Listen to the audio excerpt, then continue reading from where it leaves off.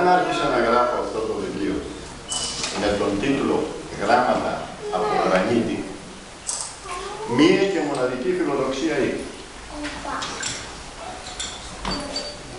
απλώς να αφήσω πίσω μου τις πατημασιές μου.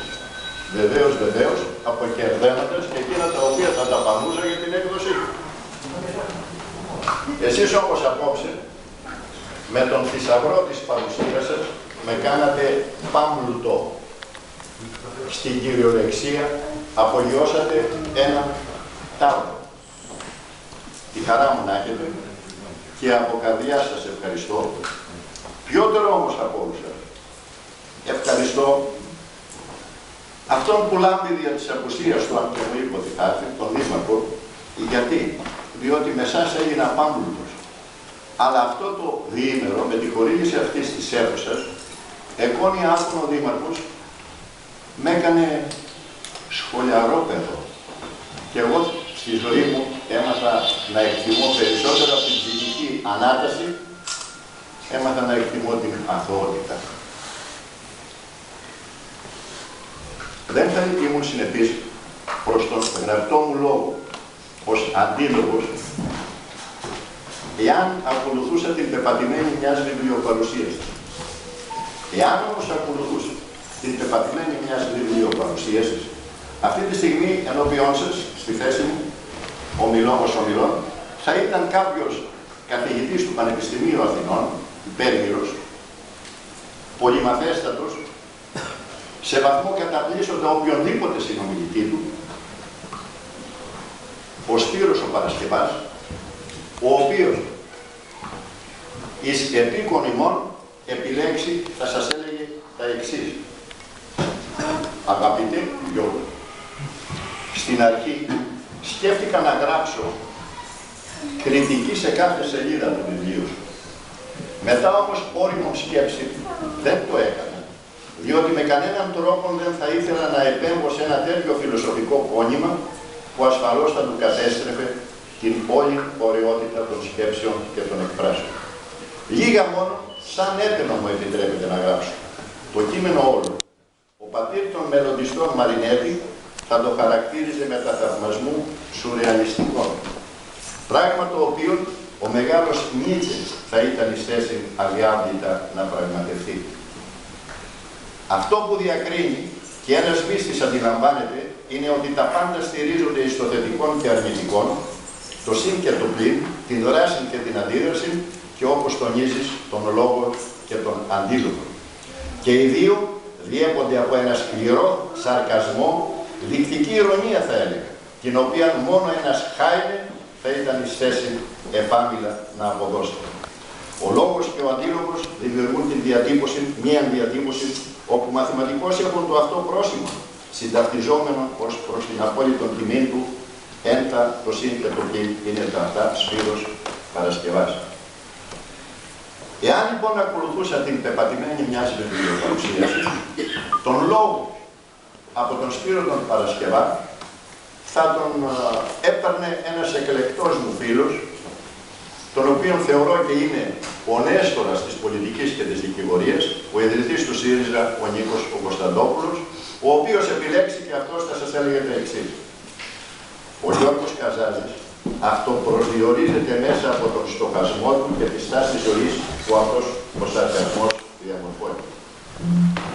Η δημιουργική έμπνευση της σκέψης του γίνεται διαπλαστική δύναμη της καθημερινής πραγματικότητας και η ατέρμονη πολυπλοκότητα αυτής της πραγματικότητας εσωτερικεύεται ως ασίγαστη συνειδησιακή αναζήτηση και αμφισβήτηση.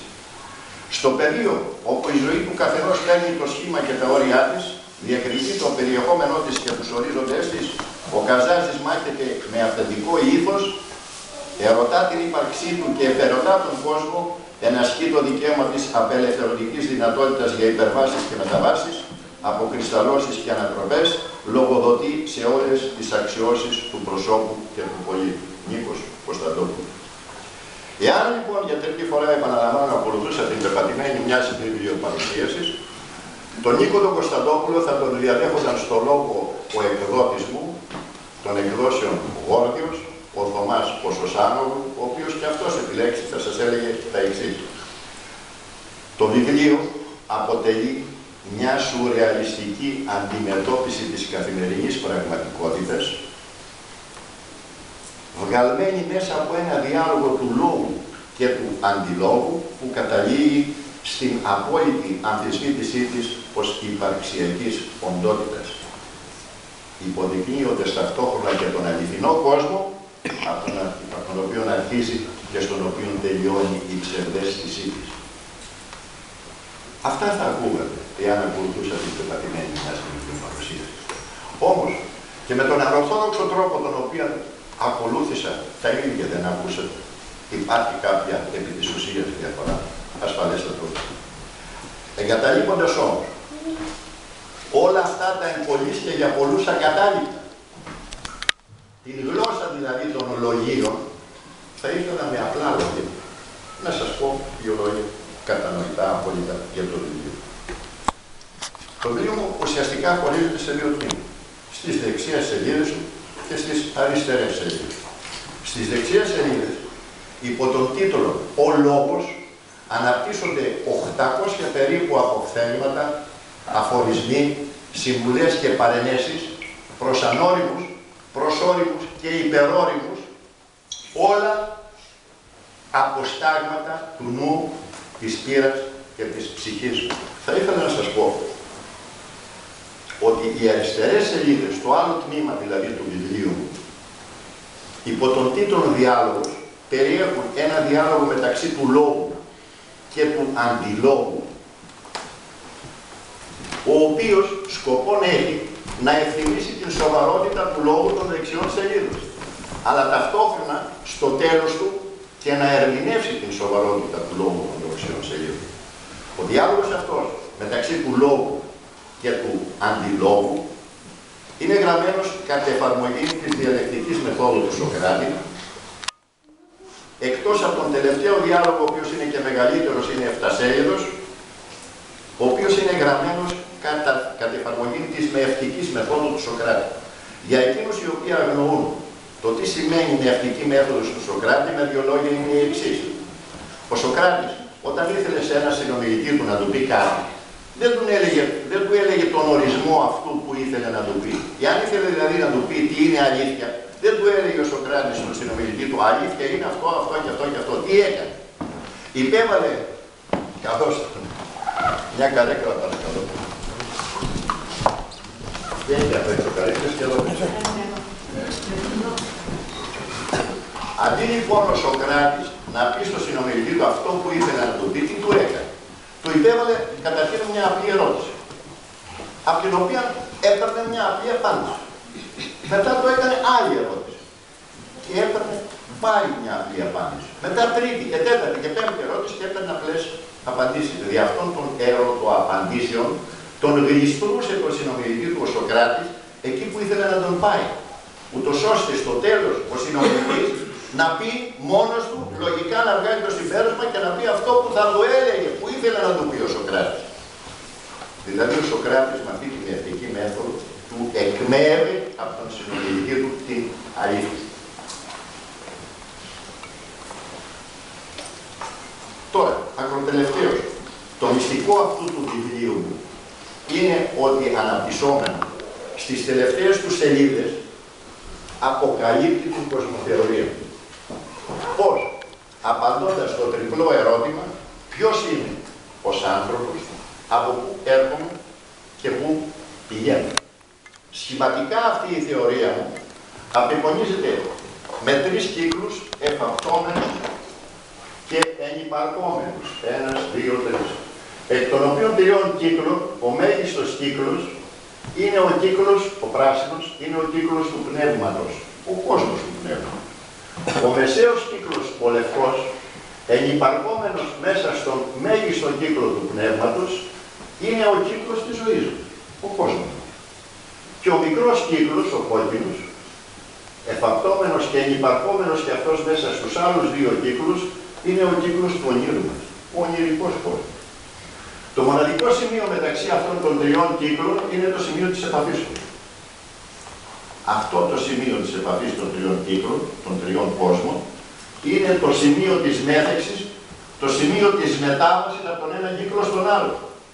Είναι το σημείο, το κοινό σημείο της επαφής των τριών κύκλων παύλα κόσμων, είναι το σημείο της μετάβασης από τον ένα κόσμο στον άλλο. Το οποίο, εάν λάβουν υπόψη αυτόν τον κύκλο, τον ονειρικό και τον κύκλο του κόσμου που ζούμε, αυτό το σημείο της επαφής λέγεται ξύπνημα. Όταν ξυπνάμε, δεν αντιλαμβανόμαστε ότι φεύγουμε από τον ψεύτικο εντός εισαγωγικών για μένα κόσμο του ονείρου και ερχόμαστε στον πραγματικό κόσμο που ζούμε. Εάν θεωρήσουμε τους δύο κύκλους του κόσμου που ζούμε με τον κύκλο του κόσμου του πνεύματος, αυτό το σημείο της επαφής λέγεται για σας θάνατος. Για μένα δεύτερο ξύπνημα. Όπως ακριβώς. Μεθυστάμε από τον ονειρικό κόσμο όταν ξυπνάμε στον πραγματικό κόσμο, για μένα δια του θανάτου, που εγώ τον λέω ξύπνημα, μεθυστάμεθα από τον κόσμο που ζούμε στον κόσμο του πνεύματος και μόλις φτάνουμε εκεί λέμε εδώ τελείωσε η βοήθειά της ζωής μας. Αυτά είναι να σας πω. Αλλά θα ήταν απρεπές, ίσως και αγενές εκ μέρους μου, εάν σας καλούσα να πιείτε όλο το κρασί από το βαρέλι ή το αμπέλι του νου, της πείρας και της ψυχής μου, εάν πρώτα δεν σας έδινα να πιείτε ένα ποτηράκι για να δείτε τι είδους είναι αυτό το κρασί. Του θόπερ μετερμηνευόμενο σημαίνει ότι θα σας αναγνώσω τυχαίως ηλιμένα ορισμένα αποσπάσματα από τις δεξιές και από τις αριστερές σελίδες μου για να δείτε τι περίπου γράφει και που καταλήγει. Φυλάξου από τα θαυμαστικά το δηλητήριό τους μέλη. Η αλήθεια είναι η γυναίκα. Δεν την μαθαίνεις ποτέ. Τι περίμενες από μια άρρωστη. Ο Θεός δεν ήταν αναγκαίο να δημιουργήσει τον κόσμο αφού έπλασε την γυναίκα. Η γυναίκα είναι ο κόσμος όλος. Και σε 2-3 λεπτά θα τελειώσουμε από τις αριστερές σελίδες για να σας ευθυμίσω λίγο. Συζητάει λοιπόν ο λόγος με τον αντίλογο. Και λέει ο λόγος, αντίλογε, χθες βράδυ πήγα σε ένα μπαράκι στη Φολέγανδρο να πιω ένα ποτό και άκουσα δυο γυναίκες να μιλάνε. Αντίλογο. Και τι λέγανε? Λόγο. Η μία είπε στην άλλη, τερψιθέα, αυτός εκεί ο απέναντι είναι του λεπτού. Και η άλλη της απάντησε, διότι αρχίζει από σένα την Ευρώπη. Όταν έρχεται σε μένα είναι της ώρα. Για το φαγητό μιλούσα. Αντίλογο. Όχι, για το επιδόριο. Το επόμενο. Λόγος. Αντίλογε, παίρνεις διακριτικά. Αντίλογε. Μη μου πεις ότι και αυτό ακόμη δεν το ξέρεις. Λόγος. Πώς να το ξέρω δηλαδή. Αντίλογος. Αφού εσύ μου καταλήγεις. Ο λόγος. Τελικά έχεις δίκιο, αντίλογε. Οι άνθρωποι είναι πολύ κακοί. Αντίλογος. Τι έκαναν πάλι. Λόγος. Έπιασαν στη ζούγκλα ένα γίγαντα γορίλα που τον έλεγαν Γκοντζίλα, τον έδεσαν με αλυσίδες και τον έκαναν θεατρική παράσταση στη Νέα Υόρκη με τον τίτλο «Ο Γορίλας». Αντίλογος. Μην ανησυχείς. Λόγος. Πώς το ξέρεις? Αντίλογος. Ξέρω τον κουταλιανό που έχει τη μισή δύναμη του Γκοντζίλα και μασάει σίδερα. Λόγος. Και γιατί δεν μασάει τον Γκοντζίλα να πάει μια βόλτα στο Central Park? Αντίλογος. Περιμένει να τελειώσει η παράσταση που λέγεται «Οι άνθρωποι». Τώρα τους απολαμβάνει.